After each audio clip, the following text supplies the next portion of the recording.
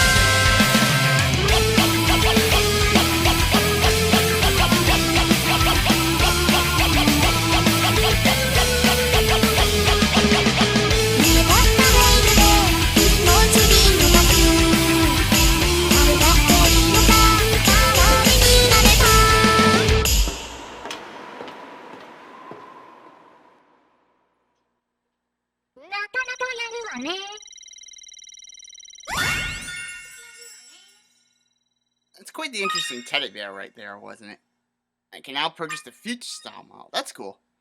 Yeah, as you play through the game, you'll get more models of the characters to unlock. And I just got another one right there. So let's move on to the next one real quick. Anyways, so what next? There's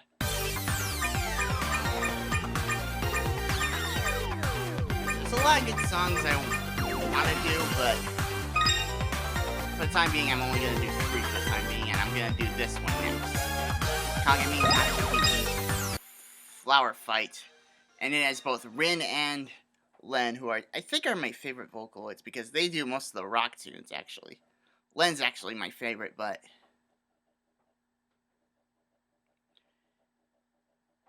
you guys, for those of you who don't know yet, I'm actually pretty big on Japan stuff, and this song has tons of Japan, like, vocals.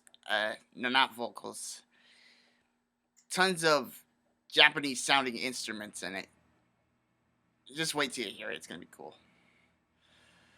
Got a great on it last time, and this one's actually one of the harder songs, so see how I do. I got a great on it last time. Let's see if I can make an excellent. Alright. Yeah, I dressed up Rin and Len. They look like they're the opposite gender. The one on the right is the girl. The one on the right is the boy, actually. The one on the left is actually the girl. Anyways, this is how they're supposed to look. So, anyways, for this song. Anyways, let's go.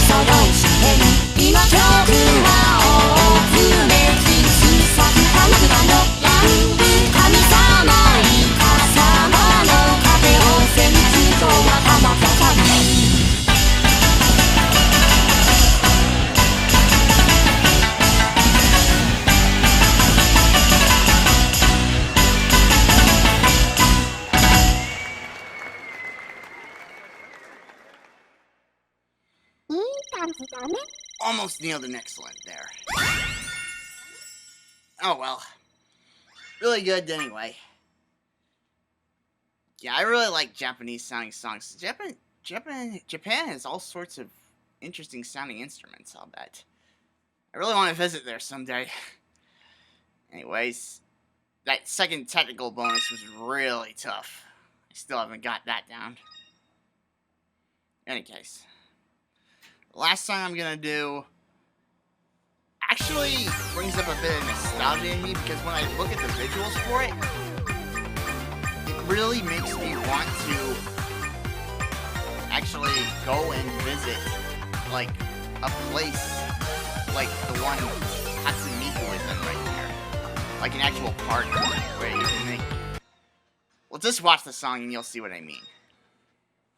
Like, making memories of a place like that, because I really would want to visit a place like this, like the one that she's in right here in this video. Anyways, this song is called Time Machine, and as you can see, I've got her in a nice summer outfit getup. Nice hat. I like that hat, actually. I really want a hat like that. I need to get myself a fedora. Well, I got a gray on this one too, so let's see if I can beat that record. Okay, it's the last song for now, so let's go.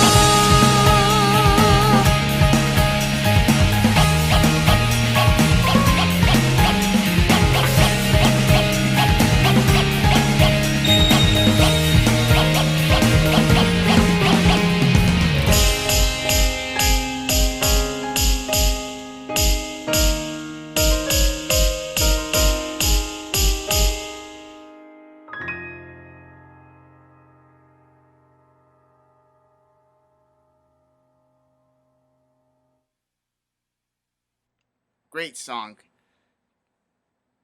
It's amazing, really, because I don't need to understand the words that are being sung here. All I have to do is just watch and listen, and it just tells the story itself. That's one of the things that really is amazing about music videos like this. And remember, this is all done by a program, basically.